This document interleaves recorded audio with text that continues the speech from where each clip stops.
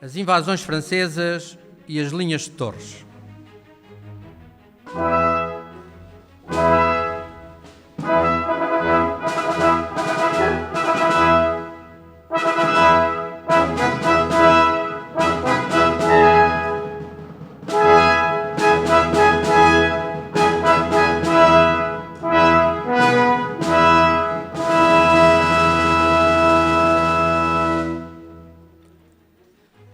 Foram 3 as invasões francesas enviadas por Napoleão. Entre roubos, assassínios, safadezas, salvou-se a honra da nação. Primeira invasão.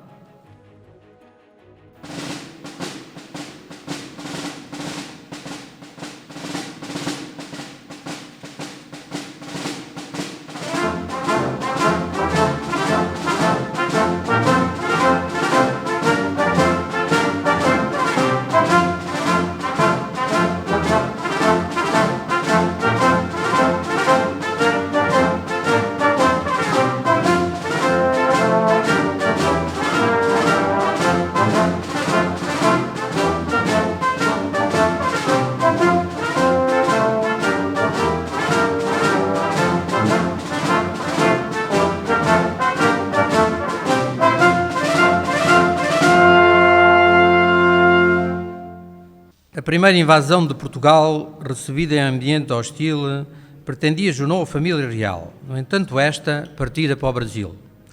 Esperava novos desafios. Ficou o general francês a ver navios. Ficaram também os portugueses, de brandos costumes às vezes e de uma grande paciência. Esta com certos limites, quando está em causa a independência deste jardim à beira-mar plantado, que o sol doira no verão e pelos espanhóis já muitas vezes cobiçado. Também este nos traíram e aos exércitos napoleónicos se uniram. Foi sol de pouca dura. Fartaram-se também da loucura de um homem que queria a Europa e para todo o lado enviava tropa. Assim, valeu-nos a traição de Baiona, onde a coroa espanhola foi forçada a abdicar e o povo espanhol tomou uma atitude de jeito. Resolveu em armas pegar, desta vez não contra os portugueses, como já o tinha feito, mas contra os franceses.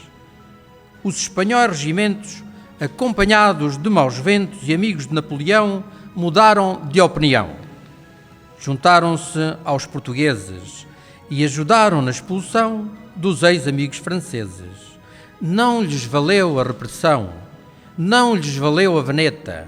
Foram-se, mas ficou a expressão do general Loison ir para o Maneta. Os nossos amigos ingleses fizeram-nos o favor de levar não o vinho do Porto, mas os franceses para outras paragens. Lá foi o exército de Junot com armas e com bagagens. Após a assinatura em Sintra de uma suposta convenção em que Portugal não teve intervenção. Estávamos sem exército. Houve reorganização, sem consistência. O reino continuou a dispor, fraco mas dissuasor, do garante da independência. Segunda invasão.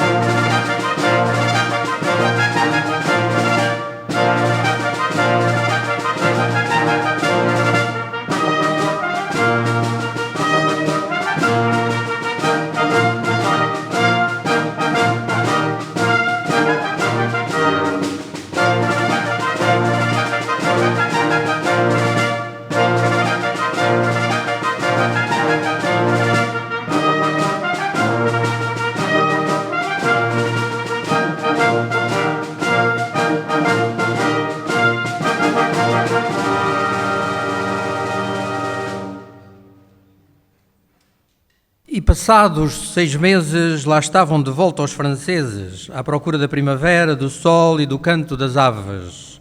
Mais uma vez a população estava severa. No entanto, o general Soult, em 12 de março de 1809, ocupa Chaves. Foi esta linha de penetração escolhida para a segunda invasão.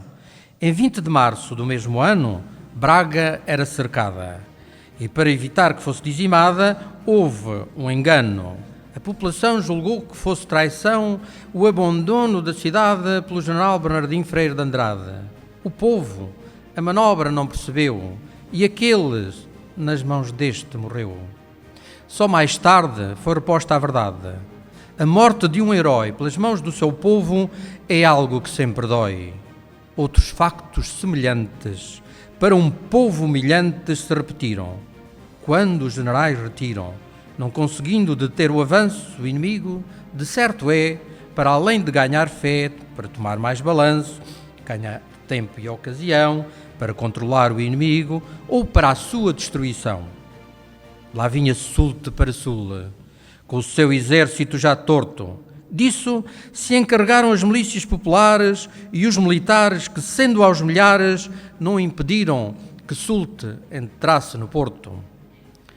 Na sequência desta entrada, a população desorientada foge desordenadamente, tenta atravessar o rio, mas a ponta das barcas ruiu. Não poupou o mar de gente, o Douro o consumiu. Aposentados na capital do norte, cedo o povo se mostrou forte, não poupando os franceses soldados. Estes eram roubados ou assassinados, pois, como diz o povo, conveia para sacana, sacana e meia. E com esta hostil hospitalidade, o objetivo vai-se conseguindo. Reina a instabilidade. A resistência atua, impedindo o reforço das tropas francesas e permitindo a chegada das tropas inglesas, que juntamente com os portugueses e com Wellesley no comando, o Porto foram cercando. Soult, seus generais e Estado-Maior não conseguiram aquecer lugar e foram desta para pior. Retirava o exército francês, após sofrer o revés, não tanto quanto mereciam, ei-los que partiam. Nem todos, pois muitos deles padeciam de doenças e ferimentos. Longe estava a França. Muitos deles não atravessariam terras de maus ventos. Como todas as outras estradas haviam sido cortadas, restava-lhes uma das muitas passagens. Áspera, ínvia, abominável, agreste, imprópria para pedestre, que não lhes permitia levar alegria, nem armas, nem bagagens. Depois da segunda invasão, urgia nova reorganização. Beresford, então general, cria um novo exército para Portugal. 3 tarefas para concretizar: reorganizar, enquadrar, controlar. Com mãos de ferro executadas e as provas mais tarde demonstradas. Terceira invasão.